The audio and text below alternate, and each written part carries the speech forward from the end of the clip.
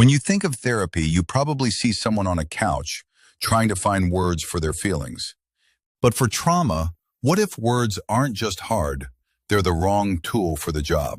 Deep trauma isn't a story. It's stored as sensations and images in the non-verbal parts of our brain. Forcing a verbal narrative on these can lead to feeling overwhelmed, or worse, re-traumatized. So how do you heal what words can't reach?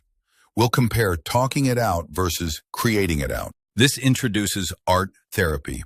The goal isn't artistic skill, but using materials as a new language. Its power is in bypassing our internal critic, the part that filters and rationalizes feelings away. It lets you take a huge feeling like anger and put it outside of yourself, onto a piece of paper. The images become symbols. A storm can be chaos, a locked box, a hidden memory, letting you work indirectly. This is why it's so effective for those who struggle with words, children, teens, and people with autism. So we see it helps with expression, but what is actually happening inside the brain when you make art? This is more than getting feelings out.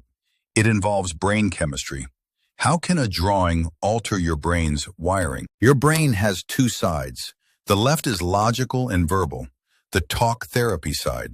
The right is emotional and visual, the art therapy side. Since deep emotions are stored in the right hemisphere, art speaks the brain's native emotional language, without needing translation into words. Also, the physical act of creating engages multiple sensory systems, which can calm your nervous system faster than just talking about a stressor. Let's make this tangible. Imagine a rage so intense you have no words for it. In talk therapy, you try to describe it. In art therapy, you might pound clay until that energy is in the object, not inside you. Now, you and a therapist can look at this anger together. It becomes an object you can manage, giving you a sense of control. Unlike a conversation that fades, the artwork stays. It creates a physical record of your progress over weeks and months. This is why it's so powerful for a child who can't say they're scared, but can draw a monster.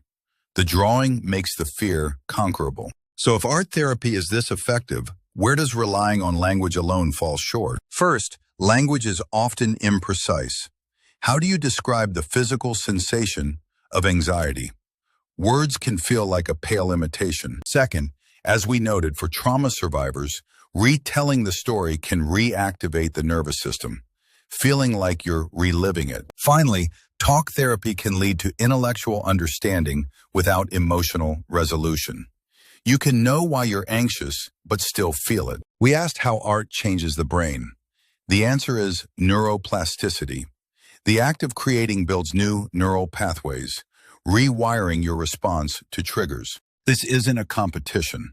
The most profound healing happens when we stop seeing them as separate options. Think back to the brain's two sides.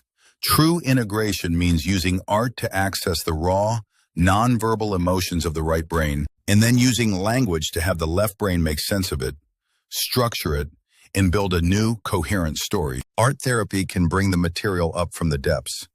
Talk therapy then helps you understand what you found and where it fits. So what is the final verdict? It's not which therapy is better, but which is better for you right now. Consider art therapy if words fail you. If you're working through deep trauma, or if you feel stuck in your head, consider talk therapy if you need to structure your thoughts, gain cognitive insights, and feel helped by verbal processing. And consider an integrated approach if you want to engage your whole self, both head and heart, in the healing process. Understanding how these methods work gives you power. It provides the language to ask for the kind of support you actually need. Your path to emotional expression is personal. Research your options and consult a professional to find the approach that speaks your language.